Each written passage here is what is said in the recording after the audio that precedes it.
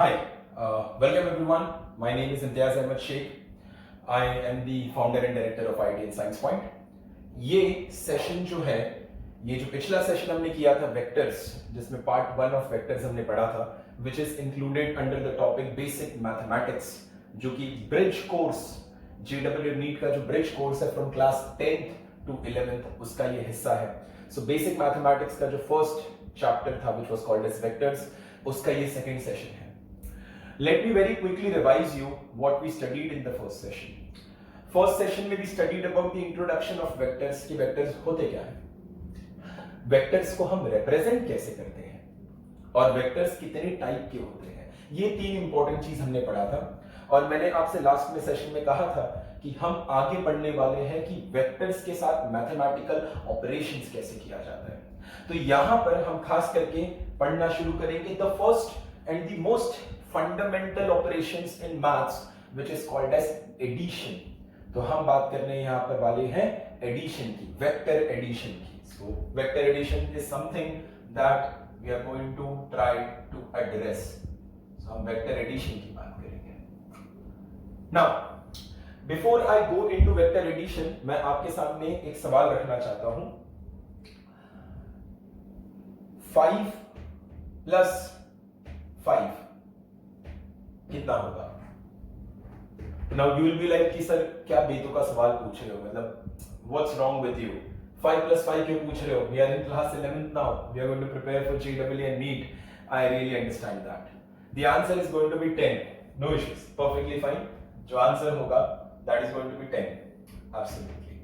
ठीक है, इसमें कोई परेशानी नहीं है आपको, आपने सीधा सीधा उसको ऐड कर दिया, perfectly fine. चलो ये सवाल एड्रेस करना. 3 प्लस 4 इसका आंसर कितना होगा? अब आपको क्या करना है, आपको इस वीडियो को पॉज करना है, थोड़ा दिमाग लगाना है. ये सवाल पूछने से पहले मैंने आपसे ये सवाल क्यों पूछा था, जस्ट थिंक अबाउट इट. और दिमाग लगाकर मुझे बताना है कि जैसे आपने यहां पर 5 प्लस 5 इक्वल टू 10 बोल दिया विच इज एब्सोल्युटली करेक्ट, तो जरा यहां पर ये बताओ कि 3 प्लस 4 कितना होगा. Let's get back. 99% of the people end up telling the answer as 7. maximum लोग इसका आंसर देते हैं as 7. And let me tell you, the answer is absolutely wrong. 3 plus 4 7 नहीं होगा. यहां पर कुछ खास चीजें समझने की जरूरत है. इस एडिशन में और इस एडिशन में there is a difference and that difference is, ये एडिशन है क्या? This particular addition is called as scalar addition,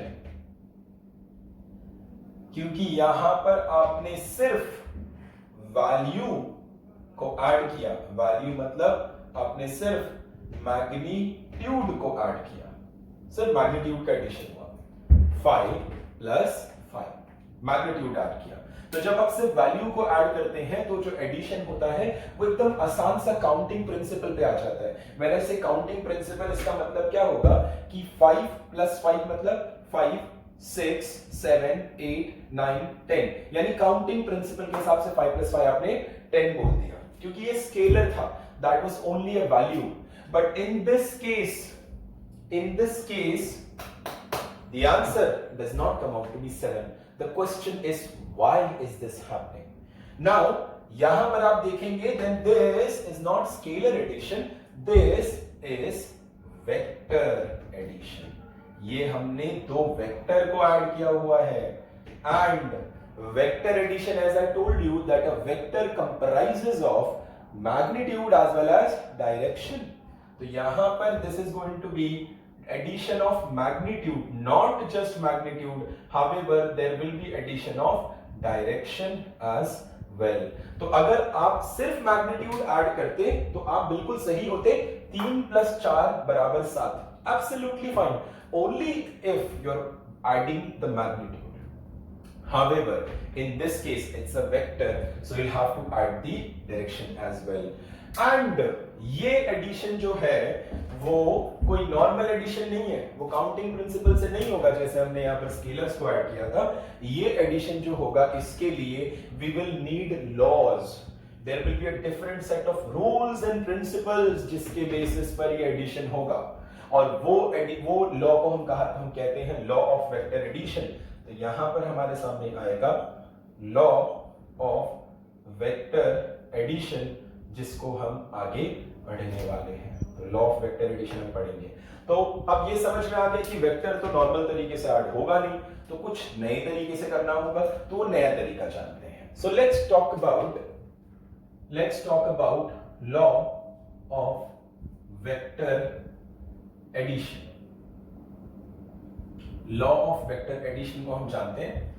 अब वेक्टर को ऐड करने के लिए दो पॉपुलर लॉज होते हैं। The first is called as the triangle law and the second is called as the parallelogram law। जो आपका पहला होता है that is a triangle law, जो दूसरा होता है वो parallelogram law होता है।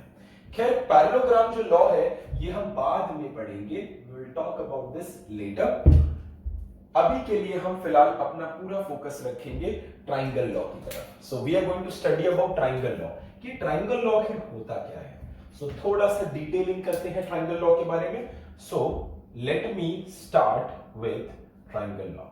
क्या होता है ये ट्राइंगल लॉ, इसको अप्लाई कैसे करेंगे, ट्राइंगल लॉ को यूज करके दो वेक्टर को ऐड कैसे करेंगे।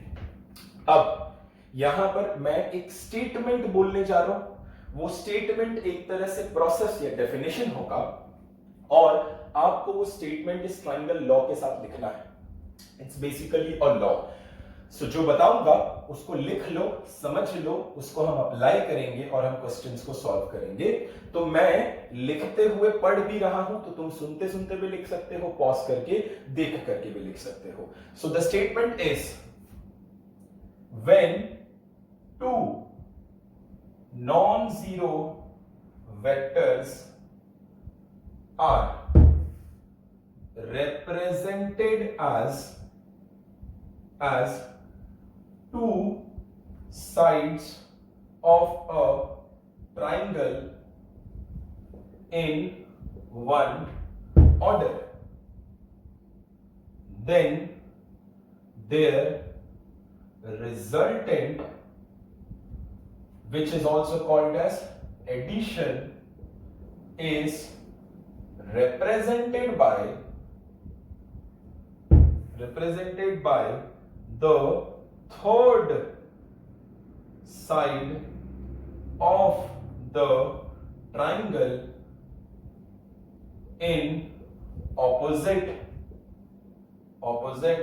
order। फिर से एक बार रिपीट करेंगे। It says when two non-zero vectors, important चीजें मार्क करना, we are talking about two and the vectors are non-zero vectors। So when two non-zero vectors are represented as two sides of a triangle in one order, then their resultant, which is also called as addition, is represented by the third side of the triangle in the opposite order। अब ये पढ़कर तो बहुत ज्यादा समझ में नहीं आ रहा होगा, थोड़ा बहुत फ्लेवर लगा होगा। हावेवर मैं इसको डायग्रामेटिकली एक्सप्लेन करूंगा ना, तो तुम्हें बहुत आसानी से समझ में आएगा। और उसके बाद इस लॉ को यूज करके इस सवाल को भी सॉल्व करेंगे, and we will try to understand as to where did we go wrong, why was 3 + 4 not equal to 7, what other value can it take। So for that reason what I want is pause the video and note complete। I'm going to rub this part now। तो मैं थोड़ा हट जाता हूं screen से, आप इसको थोड़ा नोट कर लो अच्छे से, पॉज करके फिर इसको रब करते हैं। चलो आगे बढ़ते हैं। ये जो triangle law of vector addition मैंने लिख रखा हुआ है, इसको हम थोड़ा बेहतर तरीके से समझने की कोशिश करते हैं यूजिंग डायग्राम्स। डायग्राम्स के थ्रू जानेंगे इसको। Yes, so now triangle law of vector addition को समझते हैं। क्या बोला गया इसने, when two non-zero vectors are represented as two sides of a triangle, okay, तो ये दो नॉन-जीरो वेक्टर्स हैं, ठीक है। लेट्स से हम दो नॉन-जीरो वेक्टर्स को ऐड करना चाहते हैं। इसको मैंने बोल दिया वेक्टर ए, इसको मैंने बोल दिया वेक्टर बी। सो ये दो नॉन-जीरो वेक्टर्स को हम ऐड करना चाहते हैं। देन ये दो non-zero vectors should represent to sides of a triangle, यानी कि इन दोनों को मिल करके किसी भी ट्राइंगल का दो साइड बनना होगा। तो देखते हैं कि वो दो साइड कैसे बन सकता है। दो पॉसिबिलिटी है यहां पर कि आप इन दोनों को एक दूसरे के पास लेकर आओ। अपन ने पढ़ा हुआ है ट्रांसलेशन ऑफ वेक्टर्स, और ट्रांसलेशन ऑफ वेक्टर्स क्या बोलता है कि वेक्टर्स को आप स्पेस में कहीं भी ट्रांसलेट कर सकते हैं, बशर्ते कि आपने उसका मैग्नीट्यूड और डायरेक्शन को चेंज नहीं किया हुआ है। तो हम क्या करेंगे, हम ए और बी को ट्रांसलेट करके एक दूसरे के करीब लाएंगे ताकि वो किसी ट्राइंगल का दो साइड बन जाए, और उसके बाद इस लॉ को अप्लाई करेंगे। तो the first part of the law says कि ए और बी को एक दूसरे के करीब लाओ ताकि वो ट्राइंगल का दो साइड बन जाए। तो एक तरीका है कि ये ए को इस तरह से उठा करके यहां रख दो, तो आप एक पॉसिबिलिटी आपका ये बन जाएगा। So this is going to be A and this is going to be B. So अच्छा, ये अभी मैं इस तरह से वेक्टर नहीं दिखा रहा बिकॉज़ थोड़ा सा पेनफुल है दिखाना, क्लटर हो रहा है डायग्राम, तो ऐसे लिख दिया मैंने। दूसरी पॉसिबिलिटी थी कि आपने इस ए को यहां ना रखते हुए, देखो फर्स्ट केस में हमने किया क्या है, हमने ए के हेड को बी के टेल पे रखा है, ए के हेड को बी के टेल पे रखा है। सो ए के हेड को बी के टेल पे रखा, but that was one possibility. The other possibility is कि आप ए के हेड को बी के हेड पे रख दो, ए के हेड को बी के हेड पे रख दो। सो इन दैट केस आपका diagram will look something like this. So this is a and this is B, ठीक है। तो ये दो पॉसिबिलिटी हमारे सामने बन गई। So I can either start with this और I can either start with this, ये हम निकालने की कोशिश कर रहे हैं, बट कौन सा सही है ये जानने की जरूरत है। तो एक काम करते हैं, लॉ पे वापस जाते हैं। So when two non-zero vectors represents two sides of a triangle, yes, in this case these two vectors are representing the side of this triangle and these two vectors are representing the side of this triangle. So yes, these two vectors are representing the sides of a triangle, but एक बहुत important point जो मैंने red से mark कर रखा हुआ है, they should be in one order, यानी कि वो एक ही तरीके से होने चाहिए। Try to understand, ये वेक्टर ऐसा है, ये वेक्टर ऐसा है, डोंट यू थिंक दोनों का ऑर्डर सेम है? ये भी ऐसे जाना चाह रहा है, ये भी ऐसे जाना चाह रहा है। ट्राई टू अंडरस्टैंड, ये वेक्टर ऐसा है, ये वेक्टर ऐसा है, ये भी इस ऑर्डर में, ये भी इस ऑर्डर में। कैसे समझेंगे? देखो, ये वेक्टर इस ऑर्डर में है, कौन सा ऑर्डर है ये? ऐसे जा रहा है तो एंटी क्लॉकवाइज। ये वेक्टर कौन से ऑर्डर में है? Anticlockwise. Yes, they are in the same order. लेकिन यहां देखना, ये वेक्टर को देखो, ये वेक्टर एंटी क्लॉकवाइज है, बहुत बढ़िया, दिस इज एंटी क्लॉकवाइज। लेकिन ये वेक्टर देखो, ये वेक्टर क्लॉकवाइज है, ये वेक्टर ए वेक्टर क्लॉकवाइज है, सो ये वेक्टर आपका हो जाएगा clockwise. Now the problem is the definition says that it should be in one order, लेकिन अगर आप देखेंगे so they are not in the same order, they are not in one order. यहां पर ये भाई साहब एंटी क्लॉकवाइज है और ये क्लॉकवाइज है, so in that case I will have to discard this assumption कि मैं इसको लेकर के आगे नहीं बढ़ सकता। तो अब मुझे जो है इसको लेकर आगे बढ़ना होगा। सो तुम्हें समझ में आ गया होगा कि अगली बार ट्राइंगल लॉ के जरिए वेक्टर को ऐड करना है तो कुछ इस तरीके से वेक्टर को रिप्रेजेंट करना है कि एक वेक्टर के हेड को दूसरे वेक्टर के टेल पर लगाओ। फिर से बोलूंगा, एक वेक्टर के हेड को दूसरे वेक्टर के टेल पर लगाओ और इस तरीके से आप लॉ को कंप्लाई कर दोगे और आपका लॉ एप्लीकेबल बन जाएगा। फिर से बताता हूं, when two non-zero vectors, non-zero क्यों बोल रहा हूं? क्योंकि जीरो वेक्टर तो पॉइंट से रिप्रेजेंट किया जाता है, हमारे पास जीरो वेक्टर की हम बात ही नहीं कर रहे ना। जीरो वेक्टर को समझना ही इतना मुश्किल होता है, इसको ऐड क्या करें? तो हम यहां पर नॉन-जीरो वेक्टर ले रहे हैं जिसकी लंबाई हो, जिसका टेल हो, जिसका हेड हो। फिर से, two non-zero vectors are represented as two sides of a triangle. Two non-zero vectors are represented as two sides of a triangle in one order, anti-clockwise, in one order, anti-clockwise. Then their resultant which is the addition, ये तो हमें निकालना है, then their resultant which is the addition is represented by the third side in opposite order, is represented by the third side in opposite order, then their resultant is represented by the third side, the resultant is represented by the third side, ये रहा third side in opposite order। अब यहां पर दिमाग लगाकर देखो, अगर यहां पर आप अपने हेड को, अगर आप अपने हेड को ये बना लोगे, if this becomes your head, तो आप देखेंगे कि आपका जो थर्ड साइड है उसका ऑर्डर भी एंटी क्लॉकवाइज हो जाएगा, लेकिन उसने क्या बोला है, know the third side should be in the opposite order. इसका मतलब आप अपने हेड को यहां नहीं बनाएंगे, आप अपने हेड को यहां बनाएंगे, यहां आप अपने हेड को बनाएंगे such that the third side which is the resultant is in the opposite order and the opposite order is clockwise, so you can say you get a feeling of this as the clockwise, और इसको मैं कहूंगा ये मेरा resultant vector है, resultant vector है ये मेरा R, और इसको अलजेब्राइकली अगर हम लिखना चाहेंगे तो अलजेब्राइकली लिखेंगे R vector is equal to A vector plus B vector, इस तरह से हम लिखेंगे। ऐसे लिखने का मतलब क्या है, आप अगर लिखते R is equal to A plus B, तो इस केस में आप सिर्फ मैग्नीट्यूड ऐड कर रहे हो, देखो magnitude of A plus magnitude of B, but when you write R vector is equal to A vector plus B vector, so in this case you are adding not just the magnitude but you are also taking care of the direction. So ये रहा हमारा triangle law. फिर से याद कर लेते हैं, when two non-zero vectors are represented by two sides of a triangle in one order, then the resultant is represented by the third side of the triangle in opposite order। बार बार करोगे याद हो जाएगा। अब जो है इस लॉ को apply करते हैं, और मैं इसको रब कर रहा हूं तो आप इसको नोट कर लो। इस लॉ को अप्लाई करते हैं और जानते हैं कि हमने पिछले सवाल में गलती क्या की थी, वो 3 वेक्टर प्लस 4 वेक्टर आखिर 7 वेक्टर क्यों नहीं निकल कर आए। Let's try to understand.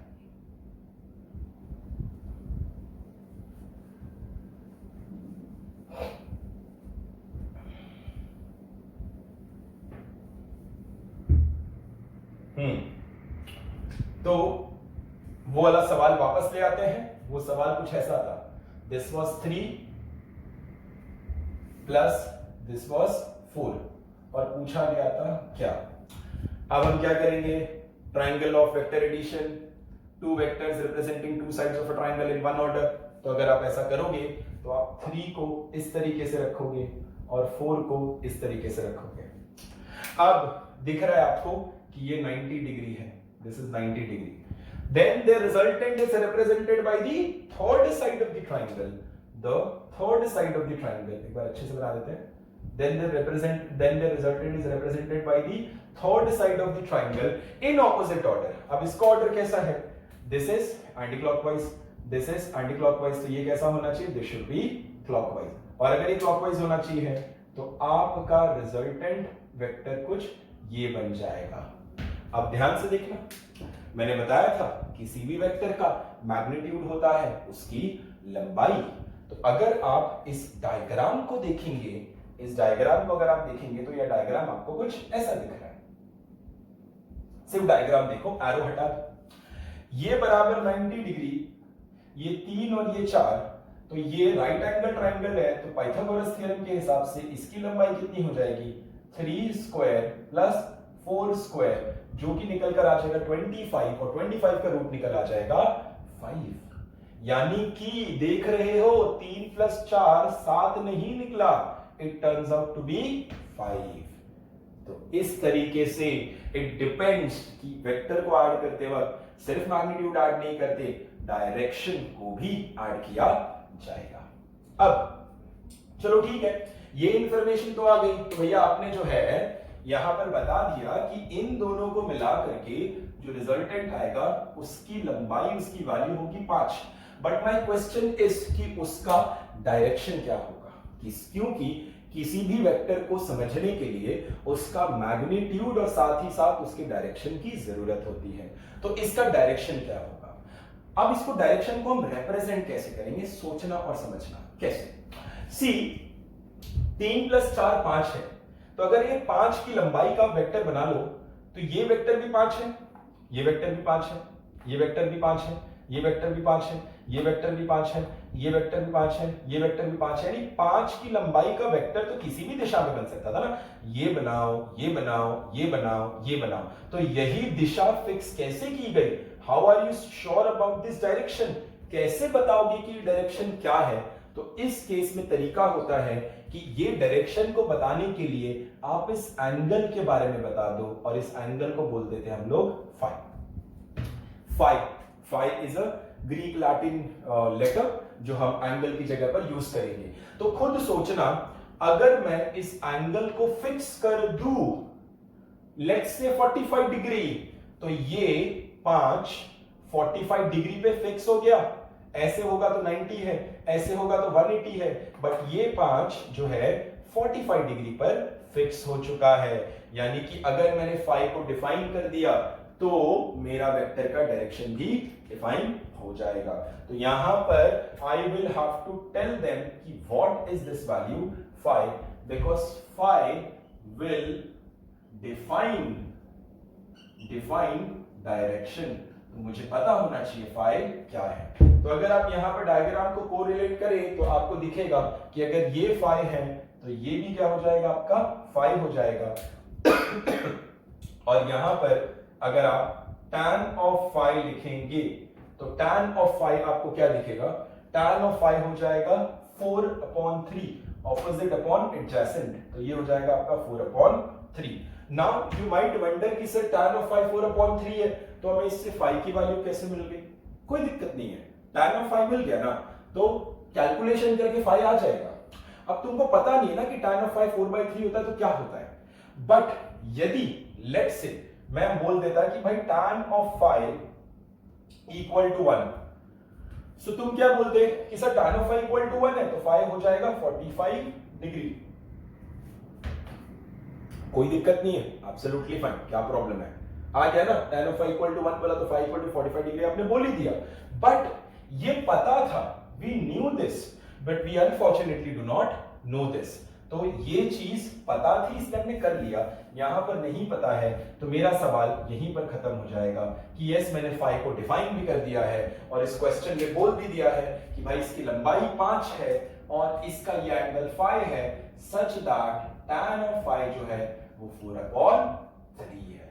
तो इस तरीके से हमने वेक्टर को ऐड किया है using the principle of triangle law of vector addition. अब मैं आपके सामने एक बड़ा ही आसान सा, बड़ा ही अच्छा सा, छोटा सा सवाल मैं आपके सामने प्रेजेंट कर रहा हूं, इसको रब कर रहा हूं, है ना। अगर नहीं नोट किया है then you can pause the video and note it. अब जो है मैं एक सवाल आपके सामने प्रेजेंट करता हूं and that question is going to be a very simple question, सिर्फ थोड़ा सा दिमाग लगा लेना। द क्वेश्चन इज, ये एक वेक्टर है जिसकी लंबाई 3 है, प्लस मैंने आपको ये वेक्टर ऐड करने दिया है जिसकी लंबाई 3 है, और ये एंगल जो दे रखा हुआ था वो 60 डिग्री दे रखा हुआ है। तो आप मुझे बताइए कि इसका रिजल्टेंट कितना निकल कर आएगा। Now how do you solve this is कि थोड़ा सा वीडियो पॉज करेंगे, वीडियो पॉज करने के बाद खुद से ट्राई करेंगे, नहीं होगा तो वापस आकर के सॉल्यूशन देखेंगे। ऑलराइट, सो मुझे लगता है कि आपने वीडियो पॉज करके ट्राई कर लिया है, नहीं ट्राई किया तो कर लो। अब मैं इसको सॉल्व करना सिखा रहा हूं कि आप इसको कैसे सॉल्व करेंगे। इस पूरे सेशन में एक बात का ध्यान रखना, whenever I ask you to pause the video and solve it yourself, pause the video, दिमाग लगाओ, then please do that, क्योंकि आपको यहां पर मोनोटोनस तरीके से पूरा लेक्चर देखकर निकल जाने से कुछ नहीं होगा। You have to be participative, and in order to be participative, you'll have to listen to the instructions that I'm trying to give you. So let's try to solve this problem as per triangle law. आप इसको इधर लेकर आएंगे and the arrangement will look something like this कि आपका 3 हो गया और ये आपका फिर से 3 हो गया और ये 60 डिग्री हो गया। अब ट्राइंगल लॉ क्या बोलता है कि दोनों vector, the resultant vector has to be the third side. Everybody knows it, that's triangle law, right? It has to be the third side. तो ये आपका देख रहे हो एंटी क्लॉकवाइज फैशन में दिख रहा है, ये एंटी क्लॉकवाइज फैशन में दिख रहा है, तो ये कैसा दिखना चाहिए, क्लॉकवाइज दिखना चाहिए। तो आपका resultant will be this is going to be your resultant. अब आपका रिजल्टेंट तो आपको पता चल गया, बट इसमें कैसे सॉल्व करेंगे, वैल्यू कैसे लाएंगे? ट्रायंगल लॉ में तो कोई फॉर्मूला ही नहीं है, और जो फॉर्मूला ही नहीं है तो वैल्यू कैसे लेकर आएंगे? यहां पर यूज करेंगे ज्योमेट्री का, और अगर ज्योमेट्री का आप यूज करेंगे तो आपको दिखेगा कि देखो ये 3 है, ये 3 है, तो ये दो साइड्स बराबर होने का मतलब क्या है? This is N isosceles triangle, and if this is N isosceles triangle तो ये एंगल बराबर ये एंगल हो गया। आइसोसेलेस ट्रायंगल है, 3 3, तो ऑपोजिट एंगल्स बराबर हो गए। अच्छा ये 60 डिग्री है, ये 60 डिग्री है, तो अगर मैं इस एंगल को x मान लूं, इस एंगल को x मान लूं, तो मुझे क्या दिखेगा कि ये 60 डिग्री है। पूरे ट्रायंगल में अगर आप देखें तो x प्लस 60 बराबर 180 डिग्री, बिकॉज़ ट्रायंगल का पूरा एंगल 180 डिग्री होता है। इसको सॉल्व करेंगे तो आपको मिल जाएगा x बराबर 60 डिग्री। तो यहां से मुझे पता चल जाएगा कि भाई साहब ये जो है ये भी 60 डिग्री है, ये जो है ये भी 60 डिग्री है। अच्छा सारे एंगल 60 डिग्री है, ये कौन सा ट्रायंगल हुआ? इक्विलैटरल। तो अगर ये इक्विलैटरल ट्रायंगल है तो अगर ये 3 तो ये कितना हो गया? 3। तो हो गया हमारा क्वेश्चन सॉल्व, हमारा क्वेश्चन सॉल्व हो गया। ये 3 वेक्टर आया, इसका वैल्यू 3 है, और इसने ये एंगल बना रखा हुआ है 60 डिग्री। तो इस तरीके से हमने इस क्वेश्चन को बड़ी आसानी से सॉल्व किया है, राइट? सो अब जो है आप एक काम करिए, आप जो है इस वीडियो को पॉज करिए, इस पूरे नोट को लिखिए। मैं टॉपिक स्विच करने वाला हूं, तो यहां पर एक 10-20 सेकंड का छोटा सा ब्रेक हम रखते हैं, आप इसको नोट करते रहिए।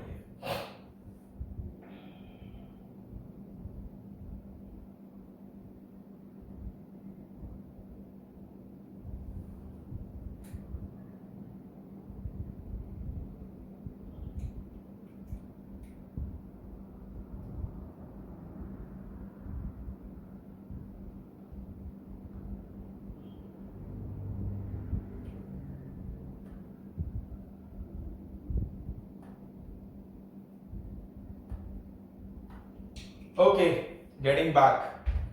तो यहां पर हमने खत्म किया ट्राइंगल ऑफ वेक्टर एडिशन। अब ट्राइंगल ऑफ वेक्टर एडिशन के दो एक्सटेंशन है, दो नहीं बोलूंगा, एक एक्सटेंशन है, और वो एक्सटेंशन क्या है वो मैं भी आपको समझाने जा रहा हूं। But before I do that let me clear up the space.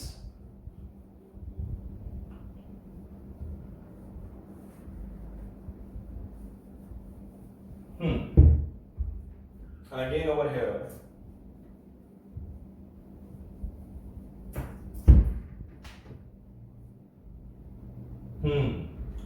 तो ट्राइंगल लॉ का एक एक्सटेंशन होता है जिसे हम कहते हैं पॉलीगॉन लॉ। Polygon law. अब मुझे लगता है कि आपको ये चीज पहले से पता होनी चाहिए कि पॉलीगॉन क्या होता है। Polygon is basically a closed figure having n sides.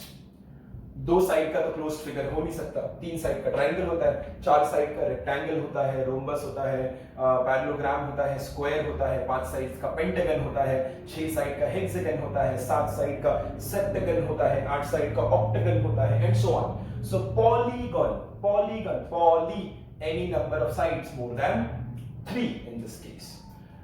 अब जो है यहां पर पॉलीगॉन लॉ आ जाएगा। This is basically an extension of triangle law। आपका जो ट्राइंगल लॉ है ये उसका एक्सटेंशन हो जाएगा पॉलीगॉन लॉ। और पॉलीगॉन लॉ दो पार्ट में हम पढ़ने वाले हैं। The first part is going to be open polygon law, और आपका जो दूसरा पार्ट होगा that's going to be closed polygon law. So you will have open polygon law and closed polygon law, जिसको हम पढ़ेंगे। We'll start with the open polygon law। तो जिस तरह से ट्राइंगल लॉ पढ़ा था, ओपन पॉलीगॉन लॉ शुरू करते हैं, और जो मैं स्टेटमेंट लिखवाऊंगा तो आपको वो स्टेटमेंट लिखना है, राइट? तरीका क्या होगा? जब मैं स्टेटमेंट लिखवाऊंगा खुद भी लिखूंगा और बोलूंगा भी, आप भी सुन सुन करके लिखो या देख देख करके लिखो। चलो शुरू करते हैं। When n non-zero vectors represents n sides of an open polygon in one order, then their resultant, which is addition, is represented by the closing side of polygon in the opposite order। तो ये भारी भरकम definition है, but याद हो जाएगा। When n sides of a polygon represents when n non-zero vector represents the n sides of a polygon in one order, then their resultant or the addition is represented by the closing side of the polygon in opposite order। ये याद हो जाएगा। इसमें कुछ important चीजें हैं। सबसे पहले चीज, n non-zero vectors representing n sides of an open polygon in one order, then their resultant is represented by the closing side of the polygon in opposite order। इसको याद रखना, ठीक। अब इसको मैं डायग्रामेटिकली समझाता हूं। How will this look like in term of a diagram. So ये आपके मैं कुछ एक केस बना देता हूं। मैं यहां पर है ना पांच नॉन जीरो वेक्टर्स लेने वाला हूं, 5 नॉन जीरो वेक्टर्स दूंगा, ठीक है। पॉलीगॉन बोला है ना, n बोला है ना, मैंने इक्वल टू 5 लेकर समझा देता हूं। तो यहां पर 5 नॉन जीरो वेक्टर्स हम लेने वाले हैं। So this is going to be the first vector a, this is going to be the second vector b, this is going to be the third vector c, this is going to be the fourth vector d, and this is going to be the fifth vector e। So कुछ इस तरीके से हमें बताया गया है और हमसे बोला गया है कि भाई ये बताओ कि आपका जो रिजल्टेंट वेक्टर है, वो रिजल्टेंट वेक्टर क्या होगा। यानी resultant vector is equal to a vector plus b vector plus c vector plus d vector plus e vector. इसको डायग्राम में कैसे दिखाएंगे, सो देखते हैं। Let's try to match n non zero vectors, 5 non zero vectors representing 5 sides of an open polygon. देखो 1 2 3 4 5 non zero vectors representing 5 sides of an open polygon। Why am I saying it to be an open polygon? देखो यहां पर ये open है, अभी भी खुला हुआ है, इस पॉलीगॉन को हमने क्लोज नहीं किया। So 5 non-zero vectors representing the 5 sides of an open polygon in one order। Yes, absolutely, if you're able to see anticlockwise, they all are in one order, then in sub का resultant will be represented by the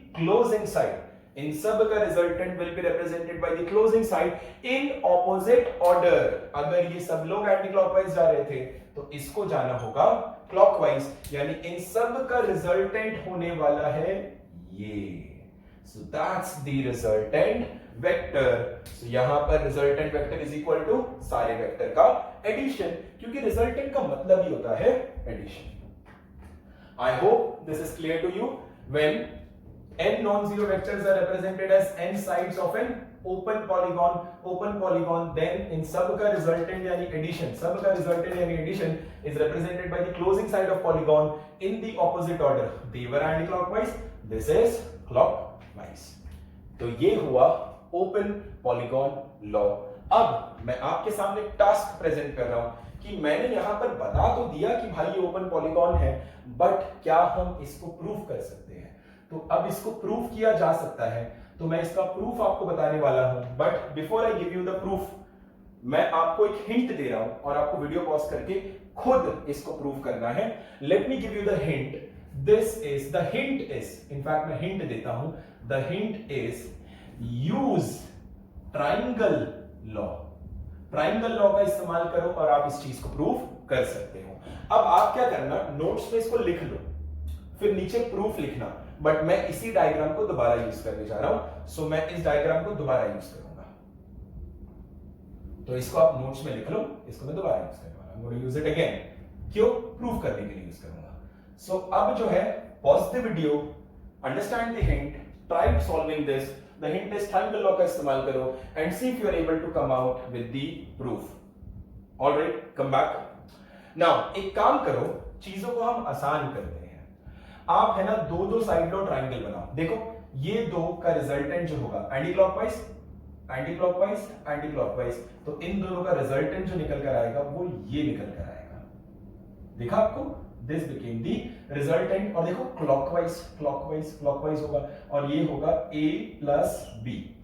इन दोनों का resultant will be this, anticlockwise clockwise. ये क्या होगा? a plus b plus c। इन दोनों का resultant anticlockwise is going to be this, and this will be nothing but a plus b plus c plus d।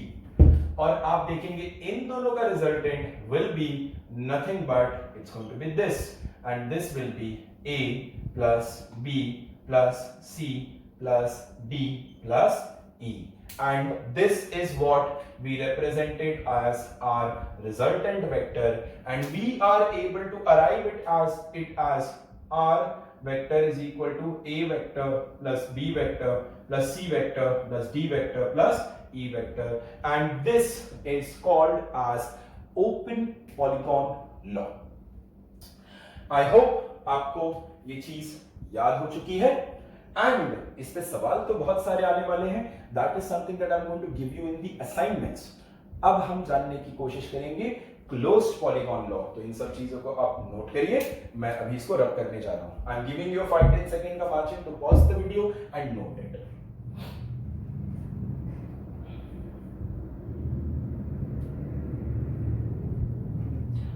ठीक है, तो अब इसको रब करते हैं।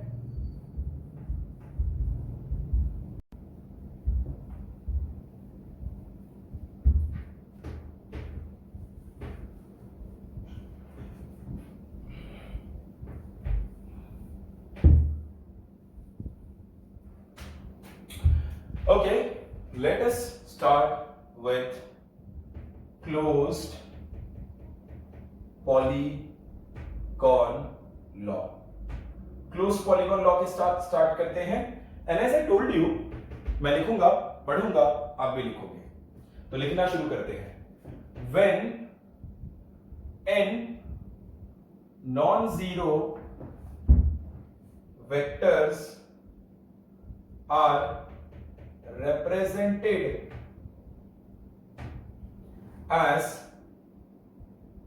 the sides of a closed polygon in one order, then their resultant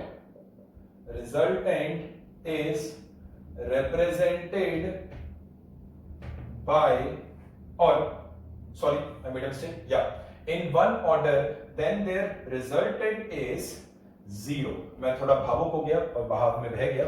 फिर से एक बार बताता हूं। When n non-zero vectors are represented as the sides of a closed polygon in one order, then the resultant is 0.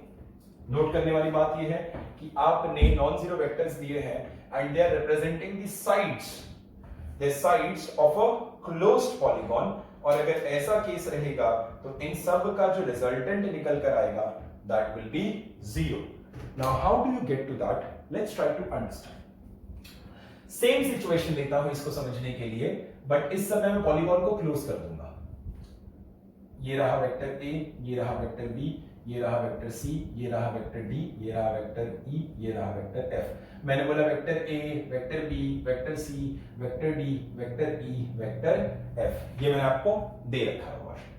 अब मैंने बोला कि भाई मुझे ये बताओ कि vector A plus vector B plus vector C plus vector D plus vector E plus vector F कितना होगा। अब ये देखो लॉ से कैसे कनेक्ट होता है। लॉ कहता है कि अगर आप नॉन जीरो वेक्टर्स, इस समय मैंने 6 नॉन जीरो वेक्टर्स लिए हैं, they are representing the sides of a closed polygon. Yes, 1 2 3 4 5, they are representing the sides of closed polygon. In this case the closed polygon is hexagon. In one order, yes, absolutely yes, they all are in one order, anti-clockwise, anti-clockwise, anti-clockwise, anti-clockwise, anti-clockwise, and this is also anti-clockwise. So yes, they are in one order. Then the resultant, यानी इन सब चीजों को अगर आप add करेंगे, then the resultant should turn out to be 0. That is what it is saying. Check करके देखते हैं कैसे। तो मैं यहां पर अब आपको दिखाने जा रहा हूं प्रूफ इसका। अब एक काम करना, ये डायग्राम बनाना और ये a plus b plus c plus d plus e plus f equal to 0 put कर देना। Obviously not the magnitude but the direction। देखो वेक्टर है, अल्फाबेट के ऊपर एक बार बना हुआ है, that bar is nothing but it represent that it's a vector quantity। तो आप इसको लिख लो, इस डायग्राम को दोबारा बनाओ इन प्रूफ, बट मैं इस डायग्राम को रिपीट मारने वाला हूं बिकॉज मेरे लिए चीजें आसान हो जाएगी। सो अब मैं क्या करूंगा, और इनफैक्ट एक काम करते, क्यों ही रिपीट मारना है, सेम चीज है, मैं इसी को वापस डायग्राम बना करके सॉल्व करता हूं। बट इस केस में मैं क्या करने वाला हूं, मैं इसमें ना आखिरी वाला जो वेक्टर है f, इसको अभी नहीं लूंगा। तो मैं आखिरी वाला वेक्टर नहीं ले रहा। सो ये a हो गया, ये b हो गया, ये c हो गया, ये d हो गया, ये e हो गया। अगर ओपन पॉलीगॉन लॉ के हिसाब से जाते तो आप बोलते कि भाई इन सब का जो रिजल्टेंट होता है वो ये होगा and that is going to be r, और आप बोल देते कि आपका r जो होगा, आपका r वेक्टर जो होगा that is going to be a vector plus b vector plus c vector plus d vector plus e vector.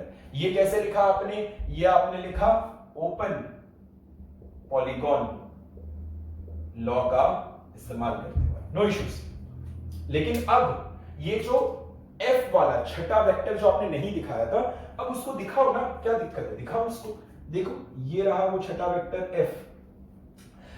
ध्यान से देखो, यहां पर ये वेक्टर और ये वेक्टर की लंबाई सेम है बट डायरेक्शन ऑपोजिट है। मैग्नीट्यूड सेम होना, डायरेक्शन ऑपोजिट होना मतलब negative of a vector.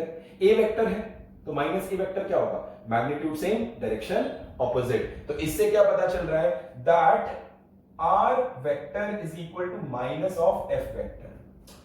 r vector is equal to minus of f vector। This minus sign represents opposite direction। ये माइनस साइन बताएगा डायरेक्शन ऑपोजिट है। तो अब यहां से r उठा के यहां डाल दो और इस f को यहां ले आओ। तो you have a plus b plus c plus d plus e is equal to minus f। f को इधर ले आओ तो आपका बन जाएगा plus f is equal to 0, and that is the proof of closed polygon law। That is the proof of the closed polygon law। इसे समझो, जानो, पॉज करो, नोट करो। तो सिंपल सा डेमोन्स्ट्रेशन करके दिखाता हूं, उसके लिए ये पार्ट मैं रब कर रहा हूं। अगर आपने इस पार्ट को नोट नहीं किया है तो मैं 2-5 सेकंड के लिए हट जाता हूं, स्क्रीन को पॉज करो और इसको नोट करो। ओके,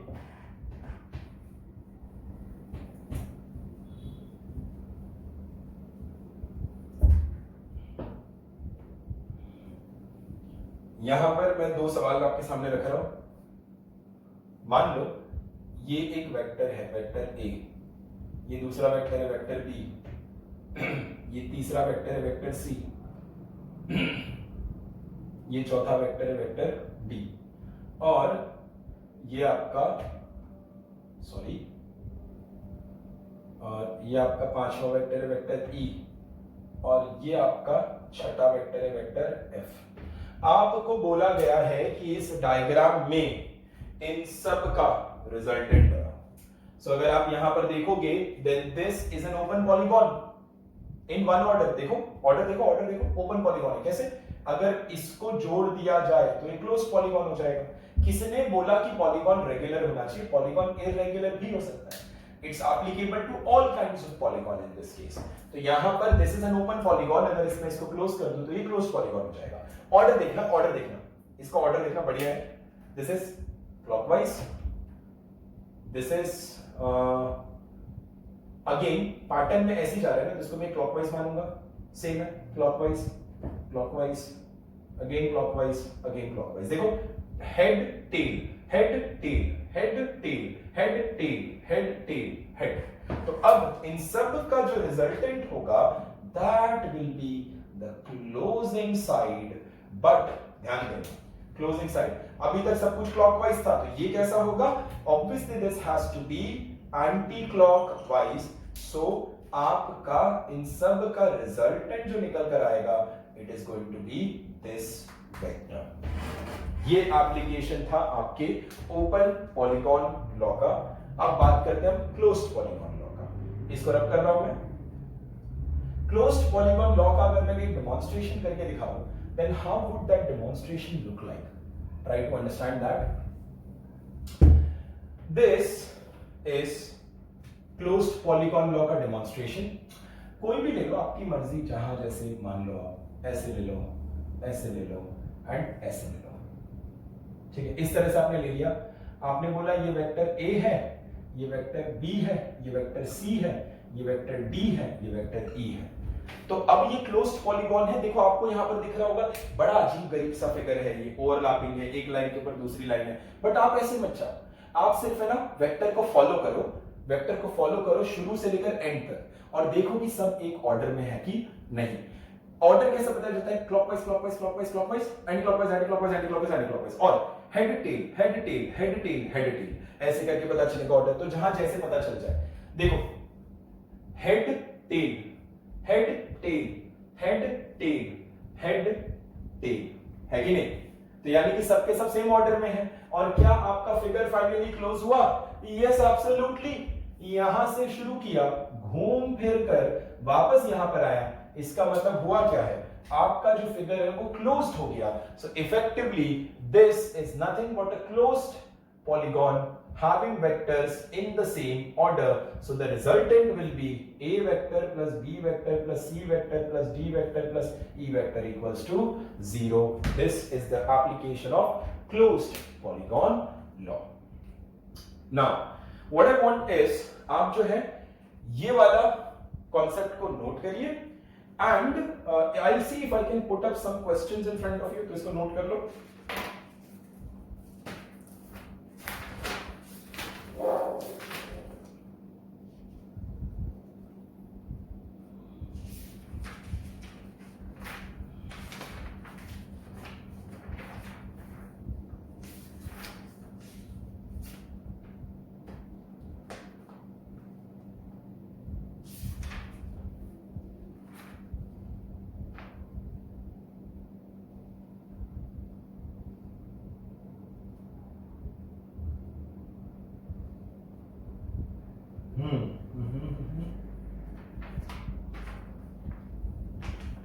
ओके, तो ये सवाल मैं आपके सामने प्रेजेंट कर रहा हूं, ये रब करते हैं।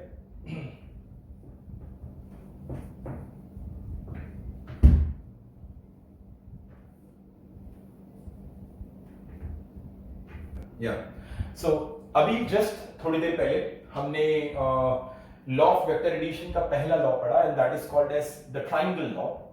And there was an extension of triangle law. There were two extensions, open polygon law and closed polygon law. वो भी हमने पढ़ा, उसके application को भी देखा, because these are basic laws which will help us understand the problem and somehow help in those smaller steps that we will come across. Triangle law के अलावा हमें एक और law पढ़ना होता है, which is called as the parallelogram law of vector addition. But the question that should come to your mind is कि sir why should we study parallelogram law of vector addition? Triangle law तो आपने पढ़ा दिया, तो एक law से सारे सवाल कर लेंगे ना, क्यों दूसरा लॉ पढ़ा रहे हो? खैर ऐसे क्वेश्चन मेरे सामने आए हैं, and it's a very valid question, but let me tell you, triangle law पे अगर तुमने ध्यान दिया था, तो triangle law did not have a formula. Triangle law में कोई फार्मूला नहीं था। Triangle law was pure geometry, और अगर आपको ज्योमेट्री आती है तो आपने कर लिया, अगर आपको ज्योमेट्री नहीं आती है तो आप सॉल्व नहीं कर पाओगे। जब ट्राइंगल लॉ में इक्विलैटरल ट्राइंगल आया आपने कर लिया, आइसोसेलेस आया कुछ हद तक कर लिया, राइट एंगल आया फॉर श्योर कर लिया। अगर मैं स्केलीन ट्राइंगल लाके दे दूं, स्केलीन ट्राइंगल क्या होता है, तीनों ही साइड अलग अलग चल रहे हैं, तो उस केस में सॉल्व नहीं कर पाओगे। So in that case you need a formula, और वो फॉर्मूला जनरेट होता है parallelogram law of vector addition से। तो अभी हम पढ़ने जाएंगे parallelogram law of vector addition, और इस लॉ को पढ़ने से पहले हम लिखेंगे इसका स्टेटमेंट। तो आपको बड़े गौर से सुनना है स्टेटमेंट और इसको लिखना है। द स्टेटमेंट इज यहां पर, when two non-zero vectors represent two sides, or I'll rather say two adjacent sides of a parallelogram originating from the same point, then their resultant का मतलब क्या होगा, addition, then the resultant is represented by the diagonal of the parallelogram originating from the same point. Now what do we see here is, बड़ा लंबा सा definition था but ज्यादा मुश्किल नहीं है, जितना लंबा डेफिनेशन उतना ज्यादा इसके अंदर इंफॉर्मेशन है। इंपॉर्टेंट चीजों को मार्क करते हैं, that we have got two non-zero vectors which are representing the two adjacent sides of a parallelogram originating from the same point से originate होते हैं, then इनका जो resultant है it is represented by the diagonal of the parallelogram and originating from the same point. This is what is given to us. Let us try to understand this in terms of a diagram. Let me take, so this is what it says. This are the two vectors represented as the side of a parallelogram, two adjacent side of a parallelogram. So अगर मैं parallelogram imagine करूं तो ये parallelogram ऐसे imagine हो रहा है मुझे, I hope आपको दिखा। This is how I'm able to imagine the parallelogram. So these two vectors are representing the two adjacent sides of a parallelogram originating from the same point. फिर से two vectors, non-zero vectors representing two adjacent sides of a parallelogram. We have made the parallelogram originating from the same point. Then इनका resultant, अच्छा vector को नाम तो दे दो, इसको बोल दो वेक्टर ए, इसको बोल दो vector B.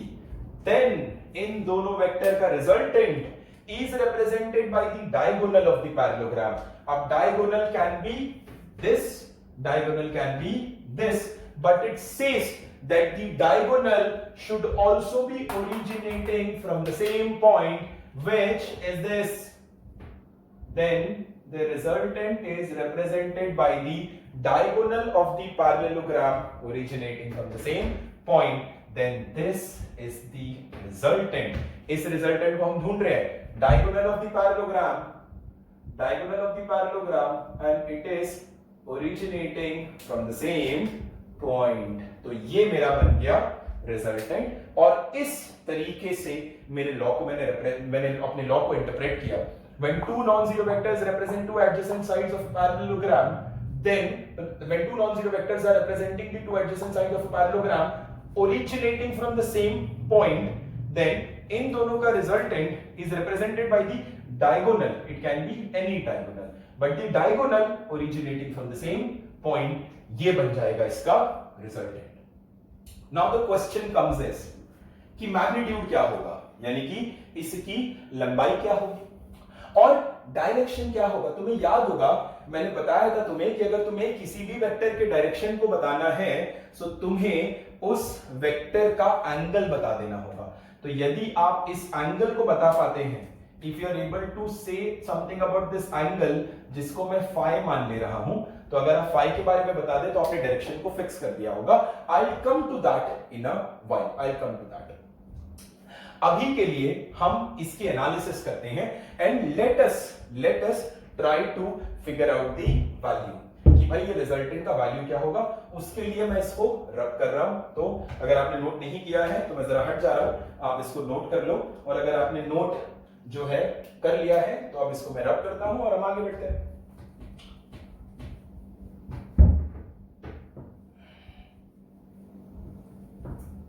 Yes, so let us start with the analysis. मुझे इसकी लंबाई निकालनी है। So what do I get here is I get this thing, this what I am getting. और मान लो कि यह एंगल थीटा है, आप इस एंगल को, इन दोनों वेक्टर के बीच के एंगल को आप मान लो theta, this angle is theta, यह चीज मान के चलो। Now this has a value A, this has a value B। आपको निकालना है ये रिजल्टेंट आपको निकालना है, और ये एंगल आपको थीटा दे रखा हुआ है। तो हम इसको कैसे सॉल्व करेंगे ये समझते हैं। आप एक काम करेंगे, आप जो है इसको थोड़ा सा हॉरिजॉन्टली एक्सटेंड करो, ऐसे पता चल जाएगा क्यों किया। इसको हॉरिजॉन्टली एक्सटेंड करो और यहां से इस पे परपेंडिकुलर ड्रॉप करो।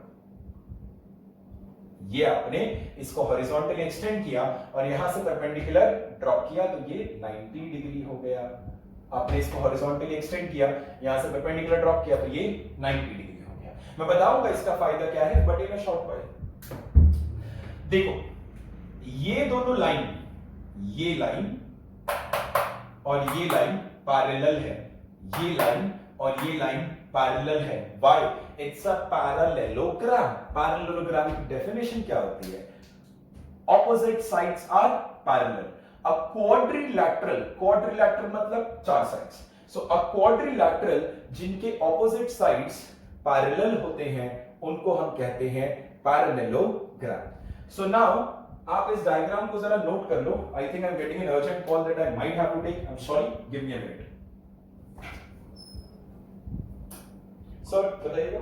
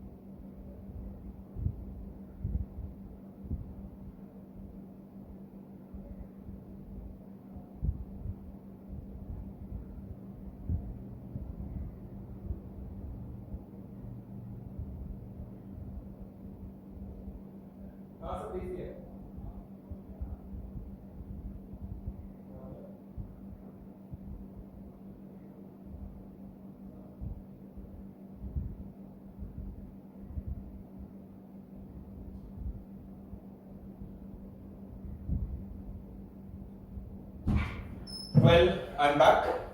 Yes. So let us proceed with the analysis. So now when you look at this vector and this vector is parallel. तो ये जो एंगल अगर थीटा है तो ये एंगल भी थीटा हो जाएगा. The logic is very simple. We know कि parallel angles are equal. तो पैरेलल एंगल्स हैं तो ये थीटा हो गया तो ये थीटा हो गया. पैरेललोग्राम्स में opposite sides are parallel as well as equal. तो अगर ऑपोजिट साइड्स पैरेलल और इक्वल है तो अगर ये लंबाई b है तो ये लंबाई भी b हो जाएगा. ध्यान से देखना, ये लंबाई अगर b है, अगर ये b है तो ये भी b हो जाएगा. ठीक है. अब इतनी एनालिसिस समझ लो. अब आगे क्या करेंगे? आगे हम कुछ ऐसा करेंगे कि आप मान लो कि ये इतना जो लंबाई है इसको मानो x और इसको मानो आप y. इसके बारे में हमें जानकारी नहीं है तो इसको आप मानो x, इसको आप मानो y. यहां पर आप लिखो आप cos of x. तो अगर आप आप लिखो cos of थीटा. तो अगर आप थीटा का cos लेंगे, ये राइट एंगल ट्रायंगल है, right angle triangle with a 90 degree here. So अगर आप cos of थीटा लेंगे तो adjacent upon hypotenuse, adjacent is x, hypotenuse is b. I'll come again. आप cos theta लेंगे then it's going to be adjacent upon hypotenuse, adjacent is x, hypotenuse is b. Same चीज करो, यहां पर लिखो आप sin of theta. sin theta लोगे तो opposite upon hypotenuse, opposite upon hypotenuse, opposite आपका y हो जाएगा, hypotenuse आपका b हो जाएगा. तो यहां से अगर आप देखेंगे तो आपको समझ में आएगा कि x is equal to b cos of theta. यहां से आपको समझ में आएगा that y is equal to b sin of theta. तो देखो x और y की वैल्यू मिल गई है. तो अब हम लिखेंगे कि भाई ये क्या था? This was nothing but x equal to b cos of theta and this is nothing but y equal to b sin of theta. इतनी एनालिसिस को शांति से अच्छे से समझने की कोशिश करो. आगे बढ़ते हैं. अब जो है थोड़ा सा आगे बढ़ेंगे स्टेप में. Further let me take it a little further. Now I want you to look at the bigger triangle. आपने देखा this is the smaller triangle. ये छोटा वाला राइट एंगल ट्रायंगल है और ये बड़ा वाला राइट एंगल ट्रायंगल है. अगर आपको यहां समझने में दिक्कत हो रही है तो मैं ऐसा करता हूं कि मैं इसमें जो है नेमिंग कर दे रहा हूं, पॉइंट को नेम कर दे रहा हूं तो आपको समझने में आसान हो जाएगा. तो नेमिंग मैं कैसे कर रहा हूं समझना. मैं बोल दे रहा हूं कि भाई ये हमारा जो है पॉइंट P है, ये हमारा जो पॉइंट है वो Q है, ये हमारा जो पॉइंट है वो S है, ये हमारा जो पॉइंट है वो T है और ये हमारा जो पॉइंट है वो U है. P Q S T U. तो इस वाले एनालिसिस के लिए, फॉर दिस पर्टिकुलर एनालिसिस, हमने कौन सा ट्राइंगल देखा था? We were looking at the triangle कौन सा? S T U. और इसको मैंने बोला x, इसको मैंने बोला y और ये मेरी वैल्यू थी b. और ये एनालिसिस कर लिया. Now let us look in triangle. अब मैं कौन सा ट्राइंगल देखने जा रहा हूं? I am looking at the bigger triangle PST. So in triangle PST बना लो PST वाला ट्राइंगल. PST वाला ट्राइंगल देखो ऐसा दिखेगा आपको. ये ऐसा दिख रहा है आपको PST वाला ट्राइंगल है ना. एकदम हूबहू वैसे बना रहा है. देखो आपको PST वाला ट्राइंगल ऐसा दिख रहा है. ये आपका R है ना. ये वाले की हमें जरूरत नहीं है so I am not making this. ये आपका R हो गया, ये आपका A हो गया और ये वाला जो वैल्यू था this was B cos of theta. ये वाला जो वैल्यू था this was B sin of theta और ये वाला जो वैल्यू था दिस वाज A. तो इस तरीके से and this was 90 degree. So हमें मिल गया हमारा ट्राइंगल कौन सा है? Our triangle is this is P, this point is S and this point is T. So in the triangle PST, hypotenuse is R, सामने वाला side is B sin theta, adjacent is A plus B cos theta. तो अब यहां पर हम लगाएंगे Pythagoras theorem. Pythagoras theorem को हम अप्लाई करेंगे।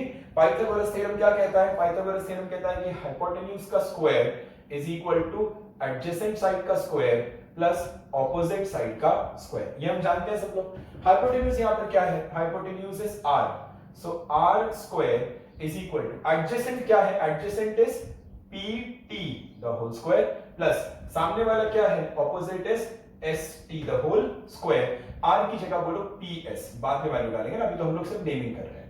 ps कितना है हमारे पास? r square. pt कितना है? pt a plus b cos theta, so a plus b cos of theta the whole square plus st कितना है अपने पास? st is going to be b sin theta the whole square. तो यहां से हमें वैल्यू मिल गई। अब इस ब्रैकेट को ओपन करो। अब मुझे ये बताने की जरूरत नहीं, बचपन में पढ़ रखा है तुमने कि x plus y the whole square is equal to x square plus 2xy plus y square. So we are going to apply that. इसको ओपन करो। Therefore r square is equal to पहले टर्म का square twice ab cos of theta plus दूसरे term का square b square cos square theta, फिर इसका square b square sin square theta। तो आपने इसमें क्या किया? इसमें से आप b स्क्वायर को कॉमन निकाल दो। सो आपको दिखेगा r square is equal to a square plus 2ab cos of theta plus b square common निकालो cos square theta plus sin square theta, and this is trigonometric identity. और ये trigonometric identity sin square theta plus cos square theta कितना होता था? 1। So this will become 1। तो अब अपने पास बचा क्या? जो बचा है उसको देखते हैं हम लोग। What do we have here? We have that r square is equal to a square plus यहां से b square plus 2ab cos of theta। Therefore r का फाइनली फॉर्मूला बना under root of a square plus b square plus 2ab cos of theta। This is the final formula for the resultant। ये आपको याद होना चाहिए that r is equal to resultant is equal to under root of a square plus b square plus 2ab cos of theta। अब यहां पर आपको already पता है, फिर भी एक बार रिमाइंड करा देता हूं। यहां पर आपका a क्या है? a and b are magnitude, ये आपकी मैग्नीट्यूड है, और दूसरा आपका जो थीटा है is angle between vector a and vector b। ये वेक्टर a और वेक्टर b के बीच का एंगल है। ध्यान से, यहां पर a और b मैग्नीट्यूड है और थीटा वेक्टर a और वेक्टर b के बीच का एंगल है। यानी कि इसने आपने देखो फॉर्मूला बन गया हमारा, जो फॉर्मूला ट्रायंगल लॉ में मिसिंग था वो यहां पर आ गया। तो इस डेरिवेशन से हमने फॉर्मूला निकाल लिया। I need to remember this, but derivation हमेशा याद नहीं रखना होता है, फॉर्मूला याद रखना होता है, उसका एप्लीकेशन याद रखना होता है। तो मैं दोनों वेक्टर की मैग्नीट्यूड दे दी मैंने, एंगल दे दिया, तो इतना बड़ा डेरिवेशन क्यों करोगे? सीधा उठा करके यहां पर डाल दो a square plus b square plus 2ab cos of theta the whole का अंडर रूट। देखेंगे इसका एप्लीकेशन कैसे आता है। तो ये तो भाई साहब बात रही कि हमने अभी तक जो एनालिसिस किया यहां पर, दैट वाज अबाउट मैग्नीट्यूड। ठीक है, ये सब जो एनालिसिस हुआ, जैसे खास करके ये एनालिसिस हमने देखा, तो यहां पर हमने निकाला है मैग्नीट्यूड निकाला है। अब डायरेक्शन को कैसे निकालेंगे? डायरेक्शन के लिए देखते हैं। डायरेक्शन निकालना भी बहुत जरूरी है, तो डायरेक्शन हम कैसे निकालेंगे? आपको ध्यान में होगा, मैंने आपको पहले भी बताया था, किसी भी वेक्टर का उसके बगल के वेक्टर के साथ एंगल निकाल दो तो डायरेक्शन पता चल जाता है। कैसे?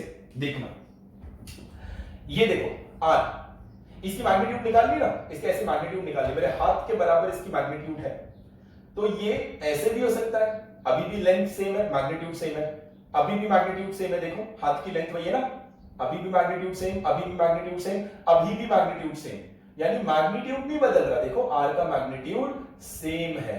However, the moment मैंने इस एंगल को फिक्स कर दिया तो मेरा हाथ ऐसे फिक्स हो गया, डायरेक्शन ऐसे फिक्स हो गई।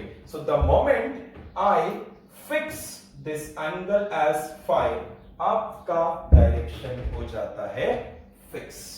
तो यानी कि ये एंगल अगर मैंने फिक्स कर दिया तो मेरा डायरेक्शन हो जाएगा फिक्स, यानी कि इस केस में डायरेक्शन निकालने के लिए मुझे निकालनी होगी वैल्यू फाई की, और हम लिखेंगे tan of phi is equal to opposite upon adjacent. tan of phi opposite कितना अपने पास b sin of theta, adjacent कितना अपने पास a plus b cos of theta. बस ये हो गया हमारा डायरेक्शन का फॉर्मूला, इससे हमें डायरेक्शन पता चल जाएगा।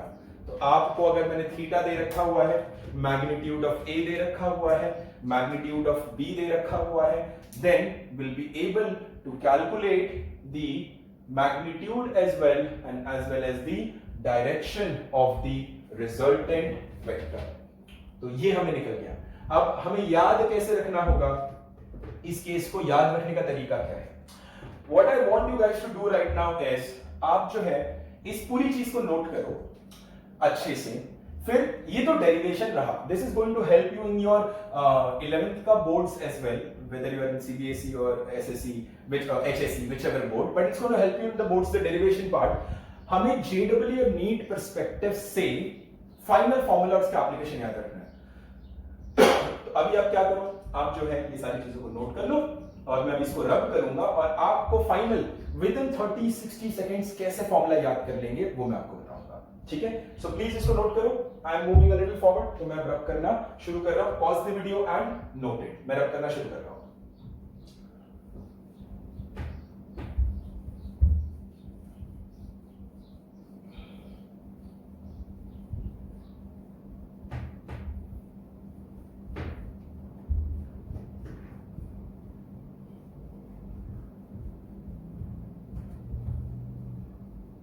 अगर कहीं पर भी कोई भी चीज ना समझ में आए, so you have this lecture in YouTube.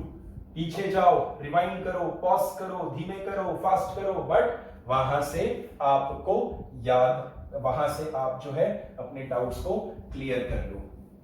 और अगर फिर भी कोई चीज ना समझ में आए तो वीडियो की डिस्क्रिप्शन में मेरा व्हाट्सएप का मैं डिटेल डाल देता हूं, वहां पर मुझे व्हाट्सएप कर देना, I will try to revert you.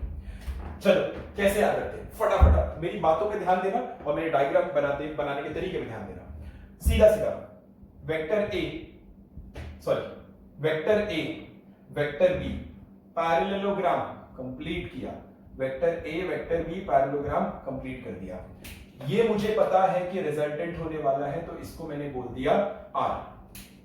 मुझे दिया गया है वेक्टर ए और बी का एंगल, तो ये हो गया मेरा थीटा।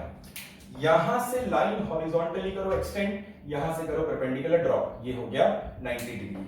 अगर ये आपका B था तो ये भी आपका हो जाएगा B, और ये आपका थीटा था तो ये भी हो जाएगा आपका थीटा। बगल का B cos थीटा, सामने का B sin थीटा। अब बड़े वाले ट्राइंगल को देखो तो आपको दिखेगा R is equal to under root of a square plus b square plus 2ab cos of theta. ये आप ध्यान रखना, इस पर्टिकुलर मैग्नीट्यूड को ध्यान रखना। ठीक है, तो मैग्नीट्यूड आप ध्यान रख लो। अब लिखो tan ऑफ फाई। अब ये फाई क्या है, ये फाई क्या था, फाई जो रिजल्टेंट ने जो एंगल बनाया, तो tan ऑफ फाई बड़े वाले राइट एंगल ट्राइंगल में सामने वाला which is b sin theta upon adjacent which is a plus b cos theta. बस काम हो गया हमारा आसान। दोनों चीजें हमने यहां पर याद कर ली, विद इन 30 to 60 सेकेंड्स वो चीज याद हो गई। बट ध्यान रखना कि ये जो फॉर्मूला है ना tan फाई का, वो फॉर्मूला इस डायग्राम के लिए एप्लीकेबल है। यदि आप a और b को इंटरचेंज कर दो तो यहां सब गड़बड़ा जाएगा, और वो चीज नहीं होनी चाहिए। इस डायग्राम के लिए इस फॉर्मूले को याद रखो। तो पहले डायग्राम फटाफट बना लो, उसके बाद इन दोनों फॉर्मूला को लिख लो, और जो भी सवाल आपके सामने मौजूद रहेगा उस सवाल को सॉल्व करो। अब जो है हम एक क्वेश्चन जो मैंने आपके सामने प्रेजेंट किया हुआ है, उस क्वेश्चन को हम सॉल्व करने जा रहे हैं, and let me see which question is that.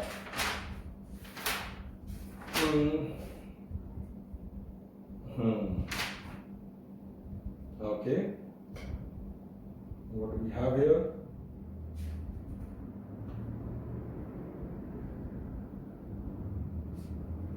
Yes, a very simple question that I am presenting in front of you. वो आसान सवाल क्या होने वाला है, क्या करेंगे आप जो है मैं लिखता जाऊंगा बोलता जाऊंगा, आप भी वैसे लिखते जाओ बोलते जाओ, है ना, और समझते जाओ। उसके बाद उस क्वेश्चन को हमें आपको पॉज करना है, फिर उस क्वेश्चन को सॉल्व करना है। So the question is two vectors of 10 units and 5 units make an angle of 120 degree. यानी दो वेक्टर है, एक का 10 यूनिट है, 10 यूनिट यानी मैग्नीट्यूड है, दूसरे का 5 यूनिट है यानी मैग्नीट्यूड है। They are making 120 degree angle with each other, एक दूसरे के साथ वो 120 डिग्री एंगल बना रहे हैं। इसने पूछा है फाइंड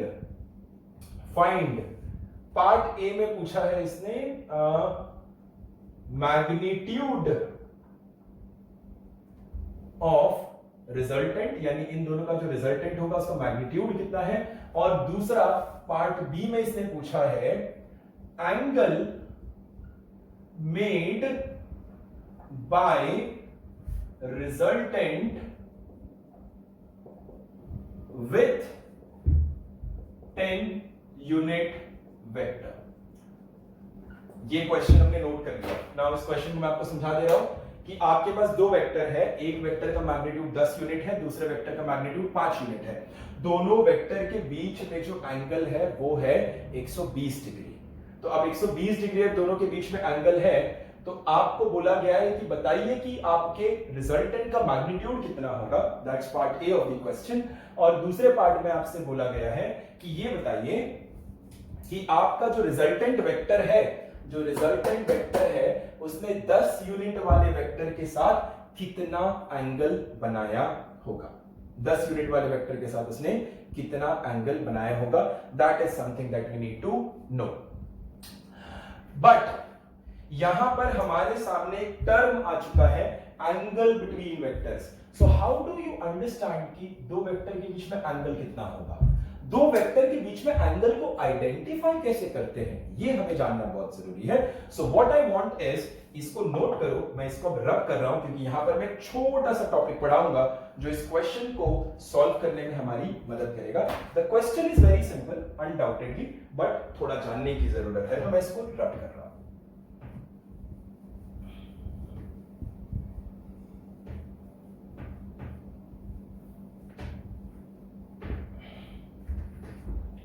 ओके, सो यहां पर एक छोटा सा टॉपिक मैं आपको पढ़ाने जा रहा हूं and hence I will be removing this as well. Alright, so यहां पर हम छोटा सा टॉपिक पढ़ने जा रहे हैं एंगल बिटवीन टू वेक्टर्स। दो वेक्टर के बीच में एंगल कैसे निकाला जाएगा, ये जानने की जरूरत है। दो वेक्टर्स के बीच में एंगल कैसे निकाला जाएगा, how do you get that. तो सबसे पहली चीज जो मेरा यूजुअल तरीका है, मैं जो स्टेटमेंट लिखवा रहा हूं उसको लिखो।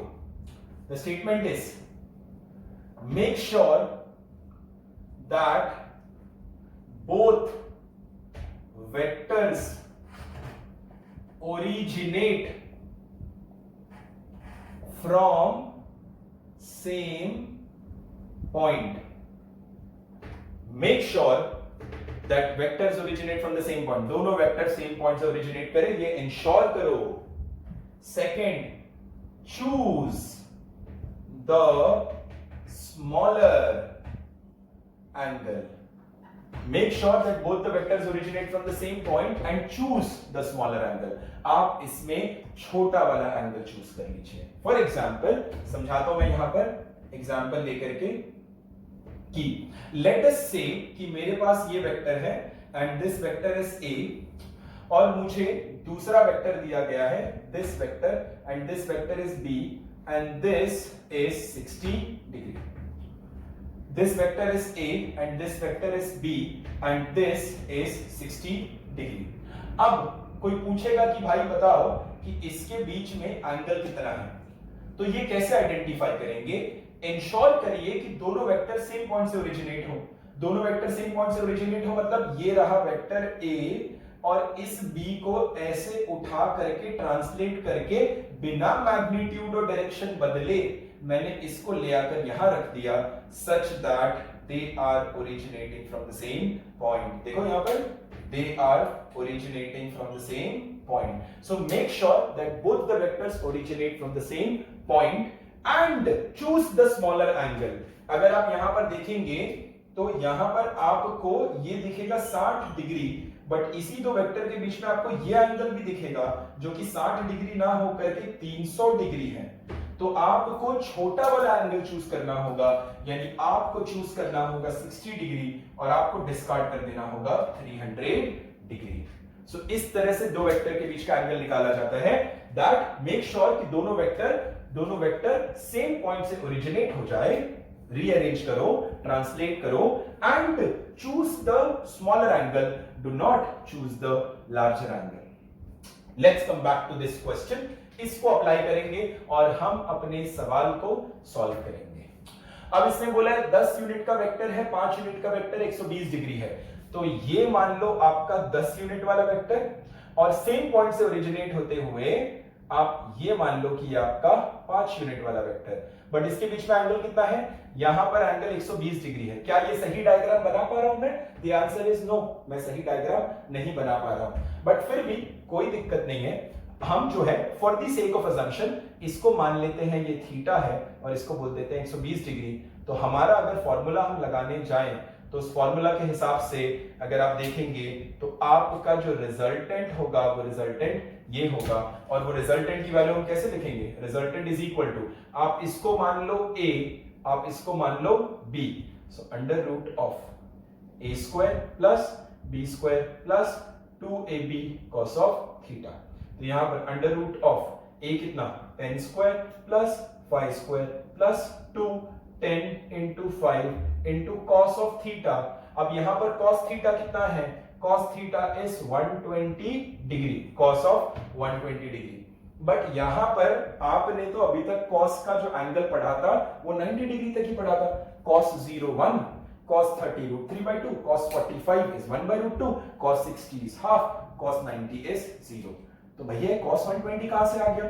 कोई दिक्कत नहीं है, यहां पर वैल्यू लिख करके दे रहा हूं, लेकिन जब मैथ्स वाले टीचर थोड़ा ट्रिग्नोमेट्री बढ़ा देंगे तो आपको cos की वैल्यू 90 डिग्री से ज्यादा के लिए भी निकालने आ जाएगा। तो यहां पर मैं तुम्हें गिवन देता हूं, ऐसे सीधा दे दे रहा हूं, given that sin of 120 degree is equal to sin 90 plus 30 sin A cos B, so that's going to be root 3 by 2 and cos of 120 degree will be minus half।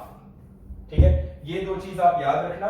तो इस वैल्यू को put कर दो यहां पर, cos of 120 is minus half, so you end up getting 10 का square is 100 plus 5 का square is 25 plus cos 120 को माइनस हाफ लिखो, इसको माइनस हाफ लिखोगे तो 2 2 कट जाएगा, सिर्फ माइनस साइन बचेगा, so this will become minus 50। तो यहां से आपको मिलेगा अंडर रूट ऑफ 75, जो मिल जाएगा आपको। 75 को क्या लिखा जा सकता है? 75 को लिखा जा सकता है 25 into 3 which is 5 root 3। तो हमें रिजल्टेंट की वैल्यू मिल गई 5 root 3। क्या ये डायग्राम सही है? The answer is no. Theta 120 ऐसे दिखेगा क्या? नहीं। बट द पॉइंट इज मुझे तो फॉर्मूला यूज करना था ना, तो फॉर्मूला तो समझने के लिए मैंने फॉर्मूला यहां पर डायग्राम को रेफर किया था। फॉर्मूला मैंने लिख लिया, cos थीटा को मैंने 120 डाल करके माइनस हाफ लिख करके अपनी प्रॉब्लम को सॉल्व कर लिया। लेकिन अब मैं सही डायग्राम भी बनाऊंगा। सही डायग्राम कैसा होगा? This is 10 and this is 5, ये आपकी वैल्यू हो गई 5 और ये हो गया 10। इनके बीच का जो एंगल है वो है 120 डिग्री। तो आप पैरेललोग्राम कंप्लीट करो, है ना, you will be able to complete the parallelogram easily. कैसे कंप्लीट करोगे? ये आप पैरेलल एक लाइन बना लो, इससे पैरेलल एक लाइन बना लो यहां पर। सो ये आपने पैरेलल इससे लाइन बनाई और इससे पैरेलल जो है यहां से ऐसे लाइन बना लो। तो इस तरीके से आपने पैरेललोग्राम को कंप्लीट कर लिया। ये जो रिजल्टेंट था ना, वो ये रिजल्टेंट है भाई, ये वाला रिजल्टेंट है वो, क्योंकि ये आपका वेक्टर A था और ये आपका वेक्टर B था और ये रिजल्टेंट आपने निकाल लिया। ठीक है, ये डायग्राम है। अब आपको बोला गया है कि रिजल्टेंट ने 10 यूनिट के साथ कितना एंगल बनाया, यानी कि आपसे पूछा गया है कि भाई इस फाई की वैल्यू बताओ। खैर यहां से देखोगे तो समझ में नहीं आएगा, तो मैं फिर से इसी को एज ए रेफरेंस यूज करूंगा और एंगल निकालकर आपको दिखाऊंगा। कैसे एंगल को निकाला जाएगा ये समझने की कोशिश करते हैं। ये क्वेश्चन तो कैसे निकाला जाएगा इसको समझने की कोशिश करते हैं, है ना। ये रब कर रहा हूं पार्ट में, आई होप आपने इसको नोट कर लिया, नहीं किया है तो इसको पॉज करो और नोट करो।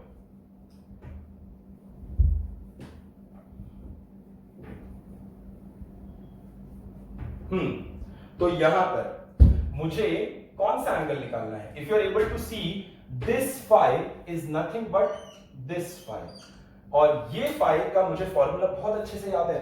इफ यू रिमेंबर कैसा हुआ करता था डायग्राम, ऐसा याद है, इस तरह से डायग्राम हुआ करता था। थोड़ा बड़ा बना देता हूं, ऐसा हुआ करता था ना डायग्राम हमारा, इस तरह से हमारा डायग्राम हुआ करता था। ये था ए, ये था थीटा, ये था बी, इसको ऐसे एक्सटेंड करते थे, इसको ऐसे था, ये बी साइन थीटा होता था, और ये रिजल्टेंट होता था, ये एंगल फाई होता था, और मैं लिखता था tan of phi is equal to b sine theta upon a plus b cos of theta. But same चीज यहां पर लगा दो, b कितना है पास 5, साइन ऑफ थीटा यानी साइन ऑफ थीटा कितना है 120 डिग्री अपॉन a कितना है 10 plus b 5 into cos of theta यानी कॉस ऑफ 120 डिग्री। तो यहां पर आ जाएगा आपका 5 साइन ऑफ 120 मैं वहां से लिख चुका हूं, it is going to be √3 upon 2 the whole upon 10 plus 5 multiplied by cos of 120 is minus half. तो यहां से आपको वैल्यू कितना निकल कर आ जाएगा, you will end up getting this as 5 √3 upon 2 the whole upon 20 that is 15 upon 2। तो यहां से मुझे मिल रहा है कि tan फाई की वैल्यू निकल कर आ जा रही है, 2 कट गया 5 इंटू 3 1 अपॉन √3। तो मुझे यहां से मिला कि भाई आपका जो tan फाई है that tan phi is 1 upon √3, therefore किसका जो है 1 अपॉन √3 आता है, tan of 30 degree is 1 upon √3, so phi is equal to 30 degree, यानी आपकी phi की जो वैल्यू हो जाएगी that is going to be 30 degree, that is the correct answer। so इसे आप क्या करेंगे, यहां से मैंने आपको पैरेललोग्राम लॉ का एप्लीकेशन बताया है कि किस तरीके से आप पैरेललोग्राम लॉ को अप्लाई कर सकते हो और आप किसी क्वेश्चन को सॉल्व कर सकते हो। बड़ा ही अच्छा सा क्वेश्चन है ना। एक चीज समझना, this is the original diagram, ये ओरिजिनल डायग्राम है, ये रियल डायग्राम है, but this can become complicated, तो ये कॉम्प्लिकेट हो सकता है।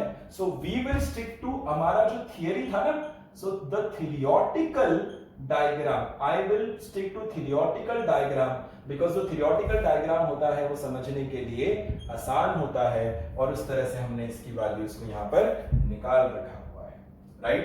तो अब हम क्या करेंगे, अब जो है मैं आपको इस पे कुछ सवाल देने वाला हूं, और इस वीडियो के एंड पे आपको एक स्क्रीन दिखाई देगी, उस स्क्रीन पे कुछ क्वेश्चंस होंगे, और ये क्वेश्चंस आपको नोट करके लेने हैं और इसको सॉल्व करना है, बिकॉज जब वेक्टर का मैं थर्ड सेशन आपके सामने प्रेजेंट कर रहूंगा तो उस समय इन क्वेश्चंस का मैं सोल्यूशन आपको बताऊंगा। सो अगर आप सॉल्व करके आएंगे तो वो सोल्यूशन आपको समझ में आएगा और आप बहुत अच्छे से इस टॉपिक पे अपना एक, कहते हैं ना कि एक होल्ड बना पाएंगे।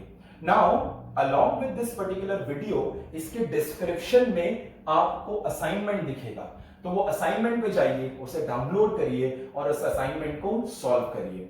रेफरेंस, आप रेफरेंस बुक के लिए क्या यूज करेंगे, वो रेफरेंस बुक का भी लिंक इसी डिस्क्रिप्शन में मौजूद होगा। लेकिन अगर आप इसके अलावा कोई रेफरेंस बुक पढ़ना चाहें तो जेडब्ल्यू और नीट के लिए फिजिक्स में 2 तरह की रेफरेंस बुक बहुत अच्छी मानी जाती है, जो आई पर्सनली लाइक। इनफैक्ट 2 नहीं 3 तरह की किताबें जो है मुझे पर्सनली बहुत अच्छी लगती हैं। You can read H C. Verma, most fundamental किताब है। सेकंड डीसी पांडे, और अगर थोड़ा हायर लेवल पे जाना चाहते हो तो BM Sharma. HC Verma, DC Pande and BM Sharma, ये 3 बड़ी अच्छी किताबें हैं। HC Verma is more of a text book, जो टेक्स्ट बुक आप प्रेफर कर सकते हो। अगर आपकी बोर्ड की टेक्स्ट बुक आ चुकी है, for example CBSE has got NCERT text books, तो आप एनसीईआरटी के टेक्स्ट बुक रीड करना शुरू करो। Maharashtra state board has their own text book, तो आप अपनी टेक्स्ट बुक रीड करना शुरू करो। वो चैप्टर पे होल्ड डेवलप होना शुरू हो जाएगा। In this session, I am covering most of the topic, almost everything with the analysis. However, text book read करना हमेशा एक बहुत अच्छा तरीका होता है, बिकॉज जो छोटी छोटी लाइनें, दोस थिन लाइंस, वो रीड करने से नॉलेज डेवलप होती है। तो थियोरेटिकल क्वेश्चन एड्रेस कर सकते हो, कॉन्फिडेंस डेवलप होता है। और अभी से काम करो, अगले सेशन में आने से पहले पता है ना वेक्टर्स पढ़ रहे हैं, तो भाई वेक्टर्स पढ़कर आना, ताकि समझने में और ज्यादा आसानी हो और आपका सेशन जितना हो सके उतना प्रोडक्टिव हो। ये वेक्टर का सेकंड सेशन है। इस सेक्शन को भी मैं YouTube पे पब्लिक रख रहा हूं, ताकि सारे मीरा भाईंदर के बच्चों को ये पहुंचाया जा सके, बिकॉज उनको थोड़ा एक आइडिया मिले कि हम कैसे पढ़ा रहे हैं, इम्तियाज सर फिजिक्स कैसे पढ़ा रहे हैं, IIT एंड साइंस पॉइंट में किस तरह की स्टडीज हो रही है, ताकि उनके लिए अपनी JEE और नीट की प्रिपरेशन का कॉल लेने में आसानी हो। डिस्क्रिप्शन में मेरा व्हाट्सएप का लिंक है, मेरा मोबाइल नंबर है, you can connect me there, and if you need any sort of help with your JEE NEET preparation, I will always be there. Thank you so much. I hope you enjoyed this session. Bye.